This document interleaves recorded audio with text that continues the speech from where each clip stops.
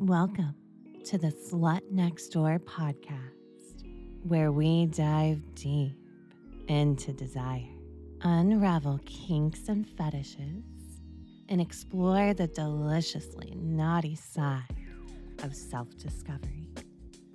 I'm Beatrix Vale, an erotic audio creator, and your guide to all things kinky and curious. So let's begin. Hello, and welcome to episode 1 of the relaunch of the Slut Next Door. And in this episode, I'm going to address this question: who is the Slut Next Door and why you should listen to her?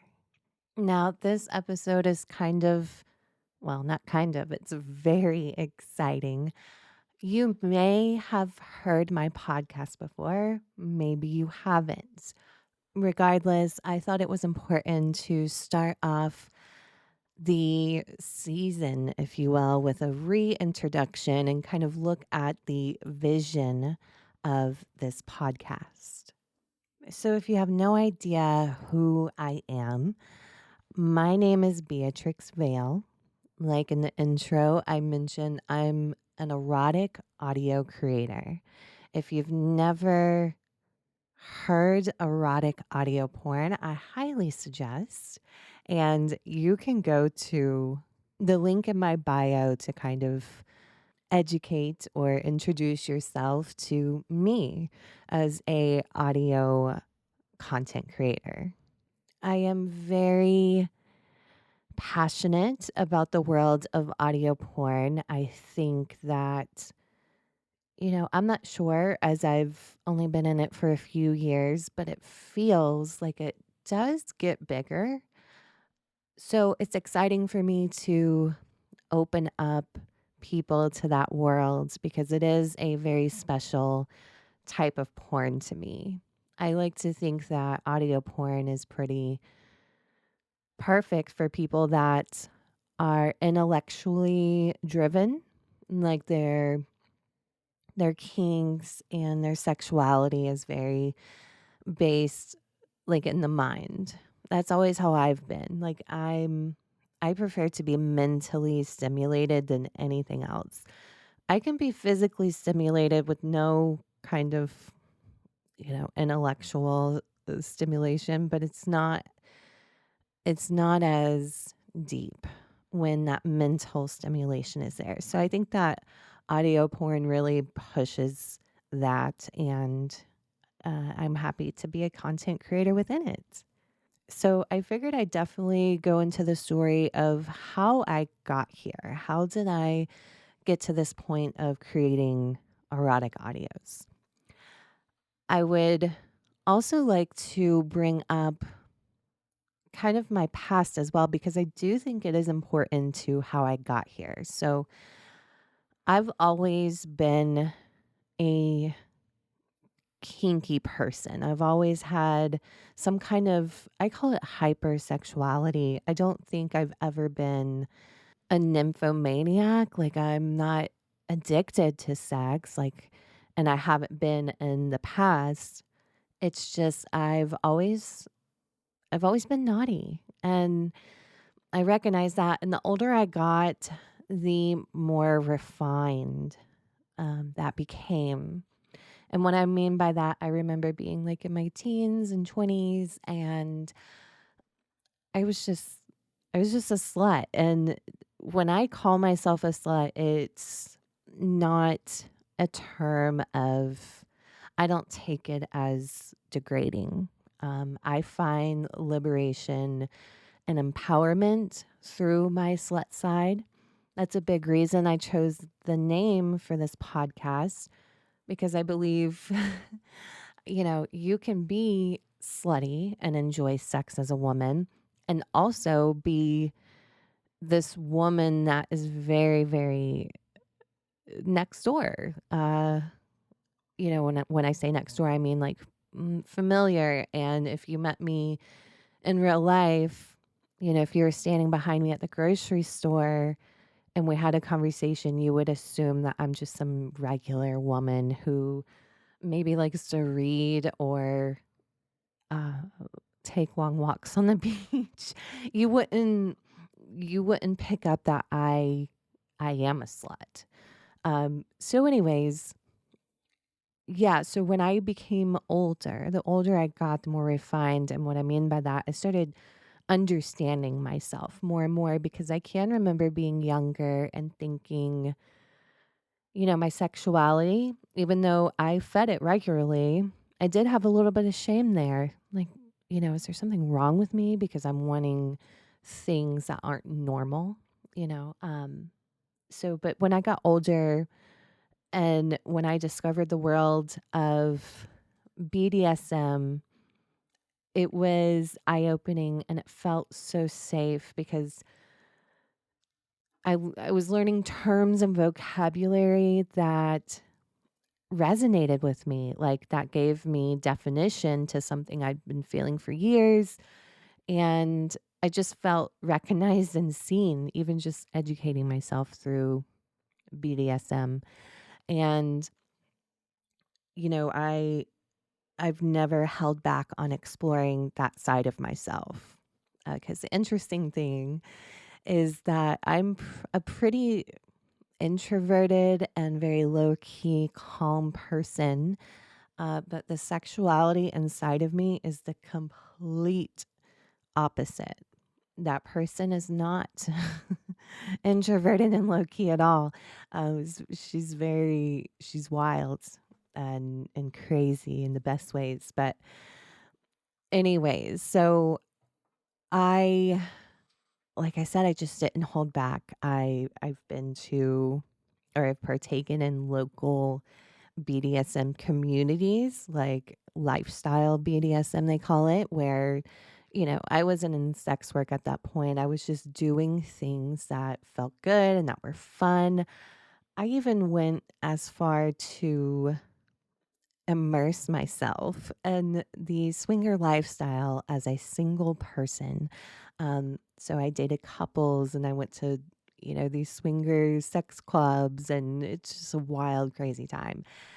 And then I've always, especially and unfortunately, I would say in the past 5 years, I've found it necessary to always have a side hustle. That's just how life became to be. It was hard to survive and not have that extra income. So I was doing this one like side hustle and I was sick of it. So I go online and I search up side hustle ideas. And I come across this article that a woman was explaining how she sells her used panties. And I was like, oh, that's awesome. That sounds really fun. And let me check this out. And so, long story short, I found this website that's just dedicated to women selling their used panties and set up shop there. And I start realizing it was way more than the panty selling. A lot of the customers there wanted sexting or phone calls or videos, pictures, very fetish based services. It was just, it was the door was wide open and I was like, "Oh my gosh, I found my calling." Like, and I had so much fun and I was making pretty good money. And, at that point too, I had no idea that this world of online sex work existed. No clue. I just knew, of course, porn. Um, and that's it. I didn't even know phone sex hotlines still existed. So, I just kept educating myself and I discovered Night Flirt. And I was like, oh, here's a platform just for phone sex. Oh my goodness. And I knew because I had done some phone calls, phone sex with the panty selling. and I had a blast. Like, it was so much fun. And so I was like, okay, well, that sounds like fun. Let me create a profile there. And at the time, I was working a full-time job and I was work from home, and I was a very naughty employee. I decided to turn on the night flirt hotline and just see what happened. And so the first day I just kind of juggled my regular work and I was taking calls here and there. And oh my God, it was like more fun, more excitement. I loved it. I made so much money and I kept doing that for a good week, and it was consistent. And I did something crazy. I mean, it was actually pretty freaking crazy that I did this. I was like, you know what? Screw it. I'm going to do this full time because you know what? I love it. I'm having fun and I'm making more money than I was with my regular job. So for a while there, I was working full time doing phone sex through Night Flirt, and I just kept learning and kept educating myself. And within Night Flirt, I would see people would be selling audios, and I was like, oh, like that's cool. That's like phone sex, but I have more control. And so I kind of played around with that. And I loved it even more than phone sex. So I just kept developing that and learning and learn that there's a whole freaking world of audio porn. And here I am now. Um, I decided to really put a lot of research and a lot of time and a lot of learning into erotic hypnosis because, like I said before, I'm very driven mentally when it comes to sex, and I love manipulating the mind and pressing buttons and using my words to seduce, just the whole mind fuck element is super hot to me. So it was a very exciting niche for me to look into. And yeah, and so now my recent goal was to go full time audio, and I reached that last year. I was so thrilled because honestly, I love phone sex, but my my joy is in creating audios. I've learned that I am a creative person, an artist, if you will, and I need to be creative. I need to create, and I love to create. Um, so that's how I got into this kind of business. It was just a series of fortunate events, and I've never been so happy. I'm a big proponent for sex workers. I think that, yeah, we make people come, but I think even more than that, it's a healing job, and we're also providing people with intimacy and human contact that some people just don't get. Um, and I just feel like it's way deeper than making you come, which is really a great thing. I mean, that's, I love making people come. Not saying that's not important. Um, but the deeper level of it is really special to me. And I do believe that this is work. I do believe that people need, not everyone, but there's a lot of people that need porn and sex work services. And, there shouldn't be swirling amounts of shame behind it. And honestly, I do struggle with that, because if I'm out in public and I don't know anyone, I'm not going. And if someone asks me, what do you do? I'm just going to say, hey, I work from home. I'm a freelancer or something like that. Um, because unfortunately, I wish I was different. I get afraid of, judgment, but underneath, I feel very confident that I am doing things that are important, and this is a valid job. So, next, we're going to talk about what is the vision of this podcast.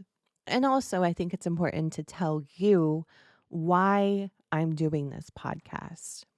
So, I'll start with the why. The why I want to do this podcast is I have a lot to say.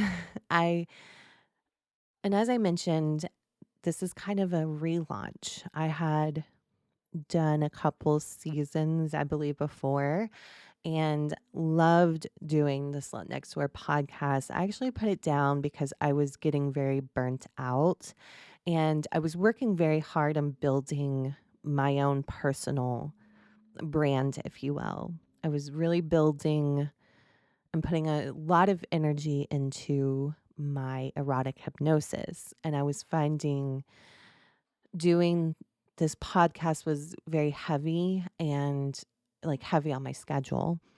And it was just giving me negative things. And this, I don't know if this is bratty or not, but fuck it. I don't like doing things that I don't want to do. So I was like, if I don't feel positive about something, it's hard for me to do it. Especially when I'm my own boss. So I get to choose what I do and what I don't do. Um, so anyway, I just got burnt out and I had a lot of enjoyment doing it though. Like I knew that people were liking my podcast. I love doing my podcast. It's funny because I'm sitting here I feel like I'm talking to myself or talking into the void and it becomes almost therapeutic for me. And then I learn about things as well. I learn about kink and fetishes and it's just overall, I had a blast and I'm happy to bring it back. But I have a lot of things to get out because, I like to unpack kinks. Like if someone says, hey, I'm into small penis humiliation, I want to know the why behind that. I want to know all the things that lead someone to that. Those things fascinate me. And so I do this naturally, unpacking kinks. And I know that other people like to do that too. So why not do it together? And if I can create a platform where sex and kink are shown in a bright, understanding, safe light, I'm all about that. I'm also a people person. And if I can help you understand why does XYZ turn me on? Because I've been there before where I'll see something in porn. I'm like, oh my God, why did that turn me on? I, I, I need more, and that's such an interesting space to be in. And I feel like there's not a lot of places where you can turn to get a clear answer. And so, from my perspective, I love helping someone answer that question. And I'm a big proponent of self discovery through kink and sex because I look back at my journey personally through kink and sex. And kink and sex isn't everything about me, but it's a big part of me. And I've recognized that I've discovered parts of myself and I've gained confidence and self understanding. And this is going to sound kind of cheesy, but almost an enlightenment when I have allowed myself to discover my sexuality. And, sometimes that is with people, but a lot of times it's by yourself. And that's a big mystery too, is why, we are complex individuals. And why were we designed with this very pleasurable, we can bring ourselves pleasure, other people can give us pleasure, but we've got these spots between our legs that feel really fucking good, and it feels good to hit things over and over mentally. So that just leads me to kind of think this is part of the human experience, sex and the behaviors behind kink. I'll just say it's all fascinating to me. And that's what the slut next door is for me, is almost like a I don't know if I want to say expose or love letter to kink and sex. I do glorify these things through this podcast, because I want to do it intellectually, respectfully, and in positive ways as well. So with this podcast, you'll definitely hear a lot of kink unpacking. I like to focus on one thing at a time, and really, when I say unpack it, just kind of looking at the how, the what, the why, the who, you know, how do I partake in this? What does it look like? Just unpacking it, really picking it apart and analyzing it. From the original Slut Next Door, I definitely had guests, but I will tell you that is going to be a very occasional treat. And I'm sorry if that is bums you out. And it does bum me out a little bit, but just schedule wise, it's easier for me to get behind my mic. When you have a guest, there's a lot of preparation. There's schedule alignment. It's a whole process. And I have Slut Next Door is a extracurricular for me. I'm still very much involved in my Beatrix Fail brand, if you will, and I'm always creating content. So Slut Next Door is just a little extra bonus. So I'm trying not to get myself into where I was before, where I was burning myself out. So occasional guests, those will just be nice little treats. Another thing I wanted to hit on is, if you're completely new to me, why should you listen to anything I have to say about kink and sex? Well, I spend every day almost like balls deep inside of kink, and I have for a few years. And that's allowed me to really understand who this particular kinkster is in this um, section of kink. Like, like for example, a gooner. I know a gooner inside and out. I know the different types of gooners, and I can pretty much identify the type of gooner you are with a couple back and forth statements that we both make. So I feel like an quote unquote expert and kinks because I am within them every day, and I am very confident on that I know them. I do a lot of I like to call myself a sex dork because I've always been this way even before I was a sex worker. I like to read about sex, I like to research it, I like to know all the things about sex and kink. Another reason why you should listen to me is I have a very down to earth approach to sexuality. And what I mean by that is I strongly believe that kink and fetish are, I might equate it to like if you're like a gamer or you are an avid movie consumer, some kind of hobby. We turn to these things because we need an escape from our day-to-day stressful lives, and I feel like kink, porn, sex are the same. Now, that's not to say that, some people get a little bit too wild with porn. Like, and when I mean wild, addicted, like truly addicted. But in the same hand, people get truly addicted to video games. Um, and so my approach to porn, sex, kink is very down to earth because I feel like a lot, and especially in today's, uh, American society, there's a lot of belief that kink and sex are these evil things, and porn is just so freaking evil. I strongly do not believe that, and we will definitely dive into that in this podcast.